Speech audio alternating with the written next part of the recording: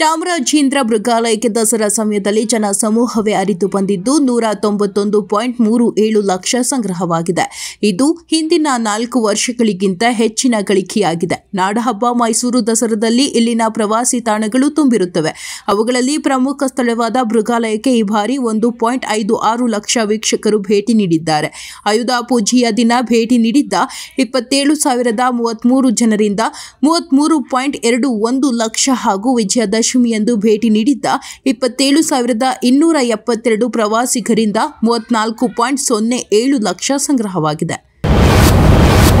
ಕರ್ನಾಟಕದಲ್ಲಿ ಕಾಂಗ್ರೆಸ್ ಸರ್ಕಾರ ಜಾರಿಗೊಳಿಸಿರುವ 5 ಪಂಚ ಗ್ಯಾರಂಟಿ ಯೋಜನೆಗಳು ಕೇವಲ ಜನಪರ ಯೋಜನೆಗಳಲ್ಲ, ಬದಲಿಗೆ ಇವು ಸಾಮಾಜಿಕ ನ್ಯಾಯವನ್ನು ಎತ್ತಿ ಹಿಡಿದು ಕೋಟ್ಯಾಂತರ ಜನರ ಜೀವನದಲ್ಲಿ ಬದಲಾವಣೆಯನ್ನು ತಂದಿವೆ.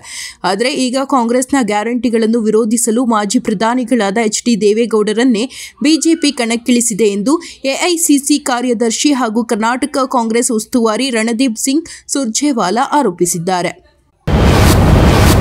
ಜಾತಿ ಸಮೀಕ್ಷೆ ಎನ್ನಲಾದ ಸಾಮಾಜಿಕ ಮತ್ತು ಶೈಕ್ಷಣಿಕ ಸಮೀಕ್ಷೆಗೆ ಬೆಂಗಳೂರಿನಲ್ಲಿ ಮೊದಲ ದಿನವಾದ ಇಂದು ಅಡೆತಡೆಗಳು ಎದುರಾಗಿದ್ದು, ತಮ್ಮ ಕುಂದುಕೊರತೆಗಳನ್ನು ಪರಿಹರಿಸುವಂತೆ ಒತ್ತಾಯಿಸಿ ಗಣತಿದಾರರು ಪ್ರತಿಭಟನೆ ನಡೆಸಿದರು.